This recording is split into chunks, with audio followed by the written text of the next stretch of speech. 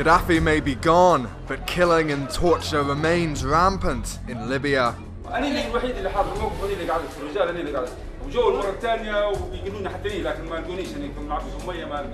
The authorities are very keen to make sure that only certain stories get out of Libya. It's an ethnic cleansing, then let it be and let it take care of it. I am not afraid to name it ethnic cleansing, I'm not. Accused of fighting with Gaddafi, they have already been ethnically cleansed from their homes. On this week's In Focus, we expose the plight of the Tawergha people of Libya.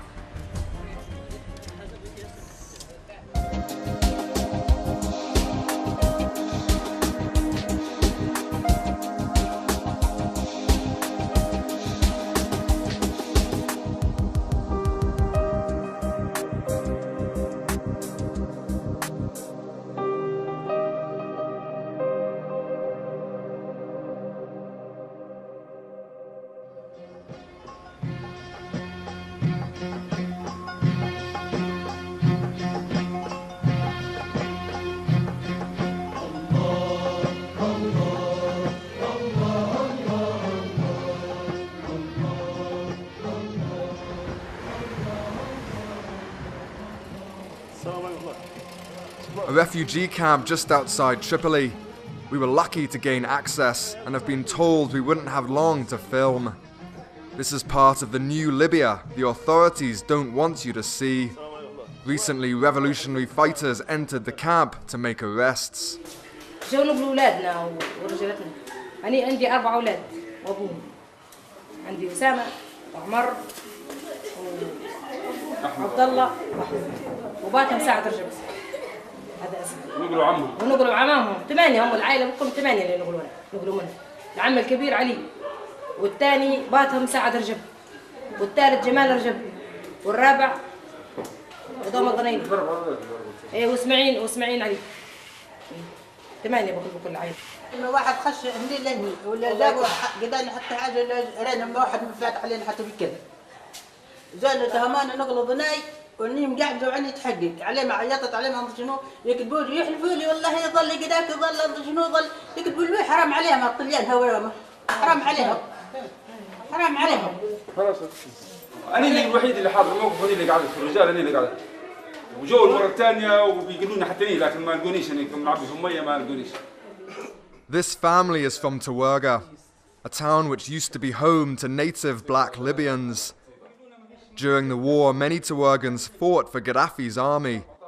Since then, the whole population has been ethnically cleansed from the town. They now live in camps across the country like this one.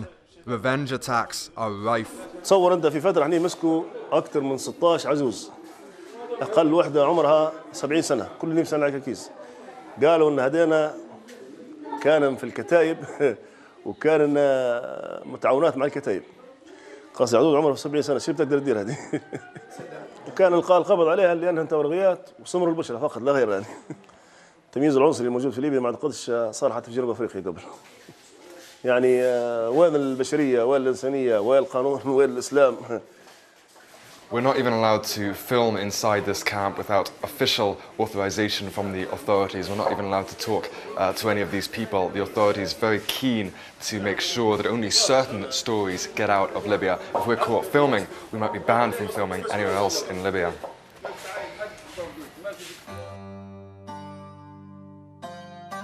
Or worse, we'll be arrested. Recently, a journalist was detained and had her equipment confiscated when she was caught filming here. All her footage was lost. ما حدث لأهل تاورغا مهما تكتب مهما توصف لا يمكن وصفه. مأساة حسب ما حكوا لنا أهلنا، يعني حضروا دخول الاستعمار الإيطالي، دخول البريطانيين الفرنسيس، فقالوا المأساة هذه ما شفناهاش ولا حد من أهلنا خبرنا عليها. كان خروجنا من تاورغا كان تقريبا في يوم 11/8/2011. كان رمي عشوائي بكل الامكانيات اللي كانت متوفره عند تاورغا ومصراتها، ناهيك عن الرمي اللي كان موجود من قبل طائرات الاباتشي اللي هي تابعه للنيتو، من قبل الاف 16 وغيرها من الطائرات. واقع الحال ان النيتو كان يضرب في اهداف عسكريه، بينما للاسف الشديد ان اخوتنا من مصراتها كان يضربوا في أي هدف يلاقيهم. في ذلك التاريخ مشوا الناس ما يقارب مسافة حدود 70 كيلو إلى عند الهيشة. في هذه المسافة في نساء أجهضت، في أطفال توفوا، في ناس إلى حد الآن ضاعوا. ما حدث لأهل من تورغة، يعني احنا لو نفتحوا أي كتيب عائلة لأي شخص من أفراد تورغة هتجد أنه هو يا أما عند أخوه متوفي نتيجة التوار مصراته أو تم إلقاء القبض عليه أو مفقود. هذا كله حدث بعد التهجير القسري يتعرض له. ما يعاني منه أهل تورغة، لابد أن العالم يعرف أن أهل تورغة يعانوا من تهجير قسري، من إبادة، من قتل متعمد، من قتل تحت التعذيب، من تهميش إعلامي، من انتهاك.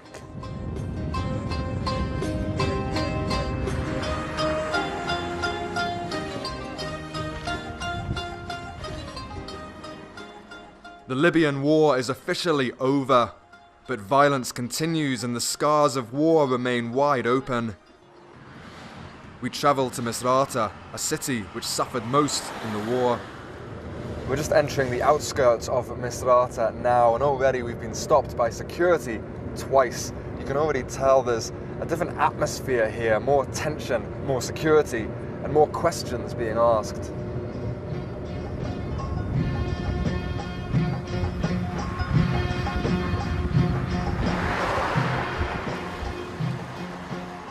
Two journalists working for Press TV were arrested by Misrata militias early in 2012. They were covering the same story we were, of the ethnic cleansing of Tawerghans. They were accused of spying and detained for over a month. After an outcry from human rights groups, they were finally freed. The city was amongst the first to rise up against Gaddafi. It suffered a crippling siege for months. The only way in or out was by sea. I spent weeks inside the city during the war and saw firsthand the destruction taking place. The horrors are still evident today. Many of the atrocities committed by Gaddafi's forces were blamed on Tawerghans who lived nearby. Videos like this appear to show Tawerghans on the outskirts of Misrata preparing to attack. Death to Misrata, they chant.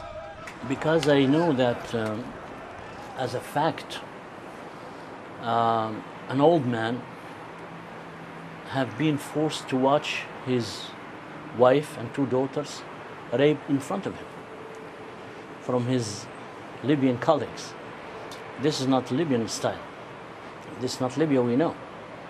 This is what Gaddafi left us with: hatred, revenge, and aggressiveness. And who was it who did that, the rape? The rape was done by Gaddafi troops who are loyal to him, who thought that he's God and he's not beatable and he's gonna live forever.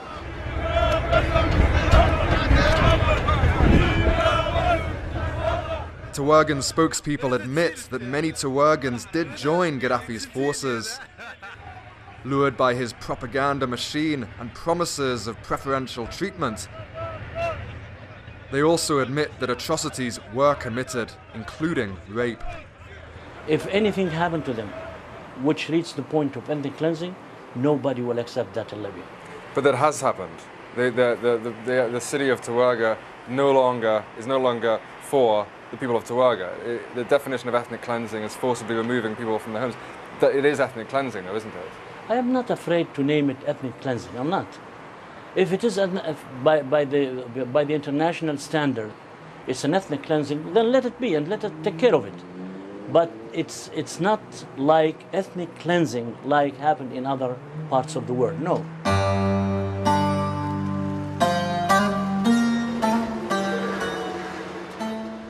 Tawergha is now a ghost town. The former inhabitants are not being allowed back. Even if they were, it would be far too dangerous.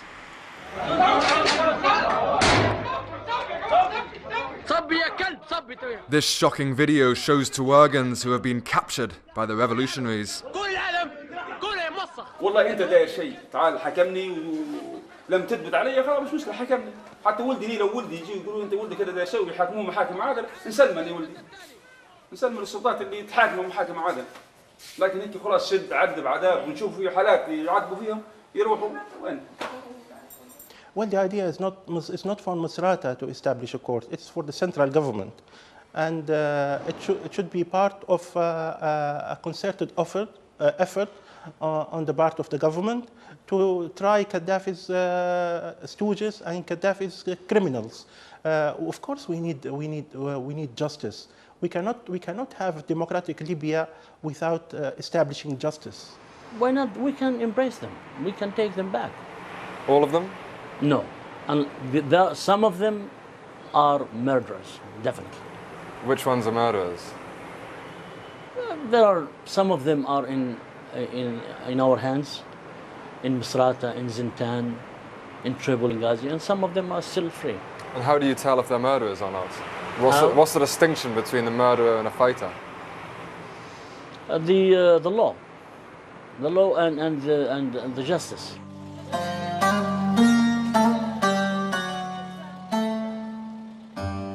Back at the refugee camp, I'm told what happened after militias came to arrest dozens of family members. بعد الحالة هذه الشباب تفاعلوا وقالوا لعل وعسى أن الشارع الليبي يتفاعل مع هالموضوع اللي صار لنا هذا.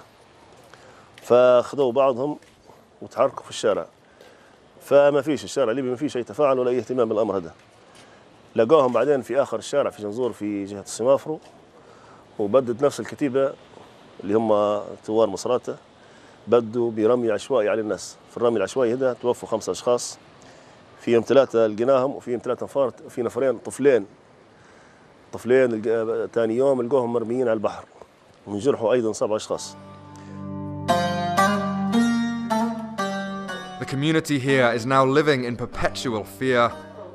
Few have the power or even the inclination to help. الموجود الآن في ليبيا مش العدالة الحقيقية اللي أمر بها الله أو الموجودة في الأعراف والقوانين الدولية. العدالة الموجودة الحالية هي عدالة المنتصر. نجد الآن أن اللي يطبق عليهم القوانين من العدالة واللي متضررين للأسف الشديد يعني من ثورة 17 فبراير أو من أشباه الثوار في ثورة 17 فبراير هم سود البشرة ومنهم تاورغا والتبو. هذا بالدرجة الأولى. بالدرجة الثانية نعتبر فيه محني المناطق اللي هي كانت مؤيدة للقذافي. نجد الآن في انتهاكات تحدث في بن وليد في ترهونة في ورشفانة وفي غيرها من المناطق. الدرجة الثالثة نشوف فيهم الأشخاص اللي هم كانوا مسؤولين. Now the male members of the family are being held in a military base, or katiba as they're called here, like the one just behind us. Now we can't even get close to that one or they'll stop us filming, and we've been told in no uncertain terms if we go to the specific base in which the family are being held, we'll end up like them, behind bars. العديد من الأشخاص ظهروا على الشاشة ويعلم الله شو صاير فيهم. العديد من الإعلاميين حاولوا يديروا حوارات مع أهل تاورغا وحصلت لهم مضايقات وسجن وفي اللي اختفوا لحد الآن. يعني للأسف الشديد حتى في الإعلام الليبي الآن إذا كان إعلام أيامات القذافي كان كذاب فإعلامنا الآن كذب وفتنة. During the conflict, many black people were lynched without trial. They were accused of being mercenaries fighting for Gaddafi. Shocking events like these are thought to have been widespread. Colonel Gaddafi is and remains well respected in many African countries and with their people as well. He championed African unity and pumped Libyan oil money into nations far less wealthy than his own. For this reason, it was often reported that there were thousands of African mercenaries who came to Libya to fight for Gaddafi. Black people were often caught by revolutionaries, detained, beaten, tortured, or killed with little evidence. Many turned out simply to be innocent foreign workers. Human rights groups question just how many African mercenaries there were who came to fight under Gaddafi. We have to remember that most of his troops were Arab Libyans, raising the question whether black people or African mercenaries are being scapegoated for the atrocities that happened. No, there is no racism in Libya. No racism in Libya? No, we are all Libyans. I can tell you there's a lot of racism in this country, but no racism in Libya? Well, not that merits what the international media are talking about these days. Of course, some people are racist, but we cannot say that Libyan people are racist. والله نحن كان حصل انت يقولوا لي اليوم نروح اليوم يصير كل ما عندي نمشي نروح تو حتى ولو ما فيها شيء نمشي نقعد تحت نخله غادي واحسن من نقعد هنا متشرق. المشكله تو حتى بالتشريد يا ريت حتى ما ادري احنا نازحين وقاعدين مش مستريحين قصدي. تمشي تتدهور في السوق دوره شادين لك ولدك دوره شادين لك انت يعني مطاردين الحق. ما فيش قصدي ما فيش دوله باش تحمينا ما فيش دوله باش تاخذ لنا حقنا ما فيش شيء. يعني تمشي انت باش نتوقع روحك انك انت ترجع. تو نمشي نمطر بنجيب حاجه للعائلات باش نولي مش معروف الله اعلم. شدوك جماعه شدوك قلوك مش معروف وين يشدوك. قصدي حمايه ما عندناش.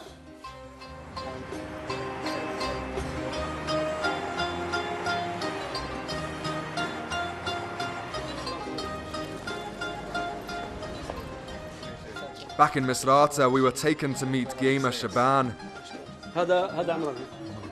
His son is famous in Libya. He is known as the man who captured Gaddafi.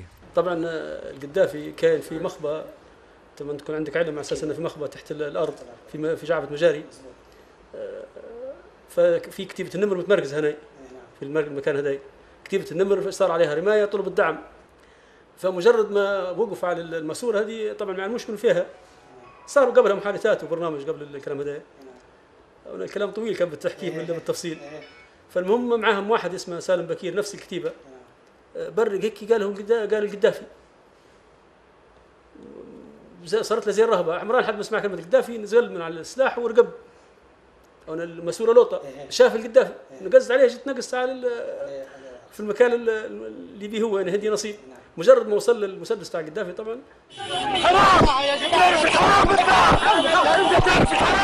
Gaddafi was then brutally treated, beaten, molested with a metal pole and then killed. This video became famous, symbolic of the brutality of the war and its aftermath.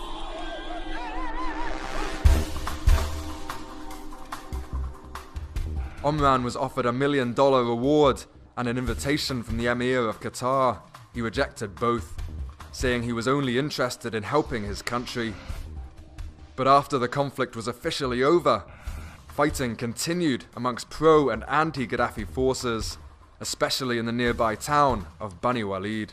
رجع هو صاحبه محمد عوي بدأ أعطاهم العقيد محمد إجازة على أساس مولين وراجعينهم في جيتهم هذه الله أعلم طبعا قعدوا أنا يتصلوا يعطيك اسم هيك مرات وهمي ومرات اسم مثلا كيف نقول أنا ما نقولش جماعة عبد الله شعبان نقول جماعة عبد الله ولا جماعة محمد ولا أي كلام والله إني فاعل خير وراه عمران أحدانا ومش عارف إيش وبعد ربع ساعة تو نحاول كيف نوصل فيه يكلمكم في اللي يتصل يقول لا والله كان تبعوا عمران جيبوا لنا القذافي وبعد لقيناهم كلامهم غير هيك نتاع استعباط وحده قاعد وين ما تدير تليفون الو تفضل يقول عمران نقول عمران احنا راهو نسيناه وهذا عندكم انتم شانكم ان جوزتوه حرار وين قتلتوه حرار وين المهم اللي تروه انتم في مناسب احنا راهو عمران احتسبناه شهيد لله وكان هو جاء هذا من خير الله سبحانه وتعالى وكان هو انتهى هذا لقد قدر الله ما شاء فعل والحمد لله. Omran was tortured before being given back to his comrades. He was flown to Paris for treatment, but soon died of his wounds. حتى يعني الشرع ما فيش يعني كما قال الله عز وجل وما جزاء الذين يحاربون الله ورسوله إلا أن يقتلوا أو يصلبوا أو تقطع أيديهم وأرجلهم من خلاف أو ينفوا من الأرض وهذا أقل شيء يعني قال هنا المشايخ أقل شيء النفي يعني زي تورغا دم أنا واحد من الناس ما نرضاش إن قالوا حكماء دم الشرق وإحنا خاشين غادي لا ضروري تسلموا ضناكم هنا فيهم اللي مغتصب فيهم اللي قاتل وفيهم. With such murders continuing, tribal divisions will be hard to mend. أنت لما يجيك واحد مربوعتك ويبدأ يدير في شيء طبعا تحسب عليه آل شعبان هي بينما مرات آل شعبان ما لا دخل له يعني بالكلام. For the people of Tawergha as well, forgiveness is a long way off. والله توني نحمل مصرات الكل نحملهم يعني اللي يدير تو اللي دايره مثلا واحد يقولوا العصابات مسلحه يعني لكن عندهم ناس عقال عندهم ناس كبار كانوا يردوا اولادهم لكن هيك بالكيفيه نحمل مصرات جميع اللي صاير نحن نتحمل مسؤوليه مصرات ما تحملهاش سخساره المسرات اللي تعمل هي مسرات ما تبيش يرجعوا تورغ بالكامل اصلا تفرق هيك احنا السود ما نبيش نقعد تبع في دور غادي تبقى عنصريه كما تقول لك في نفس الوقت ارض تورغ مساحه كبيره فانا يبوا الارض بعدها شوي هيك فتره. There are some who are willing to forgive, Omran's father being one of them. Before his son went to Bani Walid, he tried to encourage them not to take revenge. أراوا لا تنتقموا من العمران ولا تنتقموا من شخص ولا تضربوا أي شخص مثلا ما حملش سلاح ولا تضربوا مرأة ولا تدمروا حوش ولا تقتلوا ساعي ولا المهم أن هدفك الوحيد أنك أنت تخلص بن وليد مش قصدي تغتصب بن وليد ولا تدير لها شيء والله. وطبعا الباين والظاهر هيك ولكن القلوب يعلمها ربي سبحانه وتعالى. هذا مسدس قدافي. هذا اللي مسكه من ايده الويبي. Omran's picture hangs outside his former home. He holds the guns he captured from Gaddafi. هذه تقولها من ودع عمران وين مشيت تقول لك للجنة تسمع للجنة.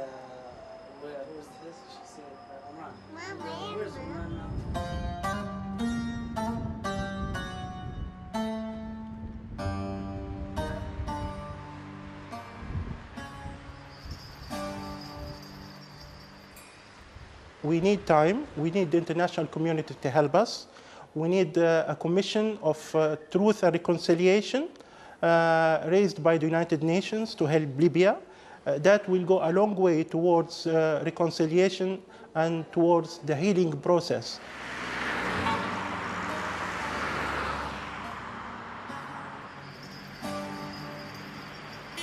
Let us take a little bit time for temper and to cool down. And I watched that, by the way. I knew so many people from Masrata who changed their mind now, who are much cooler now, much quieter, much patient, and will accept the other point of view. We would like to very much to see the reconciliation Libyan style very soon.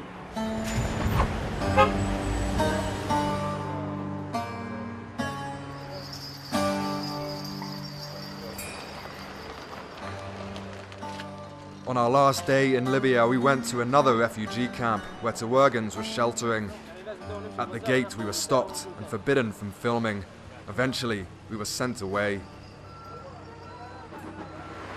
We tried to get into the camp, but we're told by the guards there that we need military authority to get in. Almost everywhere now in Tripoli, you need authority from the military to be able to film.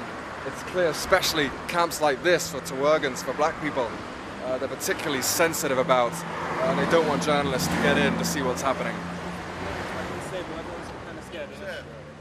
Outside the gate, we were approached by police officers and threatened with arrest and the taking of our equipment. During the war, foreign journalists were treated as heroes. Now, we are treated with suspicion. Gaddafi may be gone, but Libya remains in a fragile state, where some Libyans are treated as more equal than others.